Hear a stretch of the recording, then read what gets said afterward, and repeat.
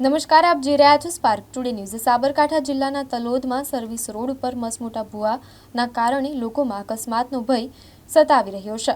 હાલ વરસાદી સિઝનમાં ભૂવા પડવા લાગ્યા છે, પાણી ભરાઈ જવા, રોડ બેસી જવા સહિતની ઘટનાઓ સામે આવતી હોય છે, જે પાલિકાની પ્રી મોન્સૂન કામગીરી અને ભ્રષ્ટાચારને ઉઘાડો પાડે છે।